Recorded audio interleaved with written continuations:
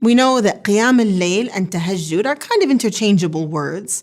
Usually, if you pray it after Isha, so right now we're talking about the time between Salat al-Isha and Salat al-Fajr. This is the nighttime, between the nighttime prayer and the morning prayer. Now, if you pray before you sleep, we usually call this Qiyam al-Layl.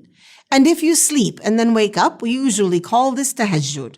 How do you pray it? You've prayed Salat al-Isha, you've prayed your Sunnah of Isha, and now what?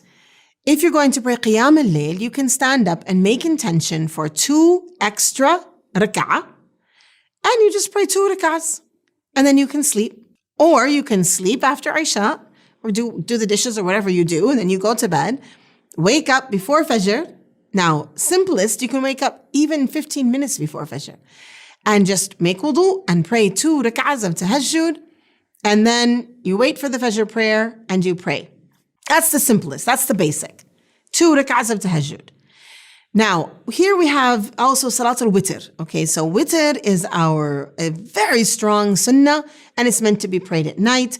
So the next step we can say is we're going to wake up just a tiny bit earlier, pray 2 rak'ahs of Sunnat al-Tahajjud, and then pray Witr, depending on if you're praying at which madhab you're praying. You're going to pray all 3 rak'ahs together, or 2 and then 1. Now, what else can we do at night? Of course, first of all, what has the Prophet ﷺ told us about the numbers of rak'ahs to pray at night? We have many different narrations that talk about the number of rak'ahs. Abdullah ibn Umar radiallahu anhu tells us that the Prophet ﷺ would pray 11 rak'ahs, so that's 8 plus 3, which is the 8 rak'ahs of Tahajjud plus 3 of Witr, 8 being 2, 2, 2, 2. Now, mind you, the prayer of the Prophet ﷺ was not the prayer of your regular Ahmad or Tala. It was a prayer that was long and extended. So we don't need to hold ourselves to 8 rak'ahs. What we need to think about is the time at night that we want to pray. And I really want to emphasize thinking about habit growing. So think about, I'm going to do 2 rak'ahs. I'm going to start with 2, then I'm going to do 4, and then I'm going to do 6, and then I'm going to do 8. Now, maybe I'm doing 8. Maybe now I want to expand each of these rak'ahs and make each one longer. Now, what should these rak'ahs look like? When you are reciting Quran at night, you recite the Quran out loud. You benefit from listening to it yourself. Your recitation improves, and maybe you'll be like Usayd radiallahu anhu, where the angels are coming down and listening to your recitation. Now, of course, I know that not everyone's Quran memorization is good enough to be able to do this at night.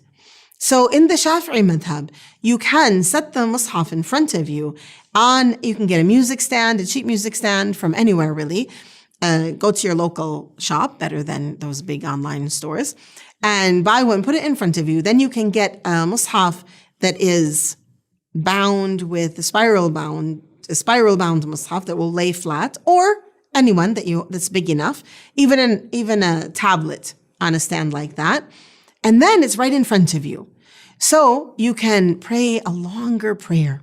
You can pray a whole page or 2 pages in that rak'ah, where you're slowly meditating and thinking about these verses, listening to the verses as they enter into your heart, and spending time. And remember what Hudhayfa radiallahu anhu told us about the prayer of the Prophet ﷺ, that the standing was equal in time to the ruku', was equal in time to the sujood, to the movements of the prayer.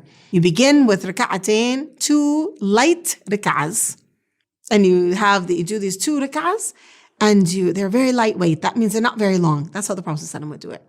And then the next ones are longer. You've warmed up, just like exercise of the heart, exercise of the spirit.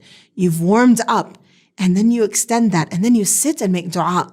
And if you're a person who can't think about what to make dua for, make notes during the day and set that next to you so that you can look at it and remember to make dua for me. Remember to make dua for our ummah. Remember to make dua for your children, your family, for all of the people that you know and don't know.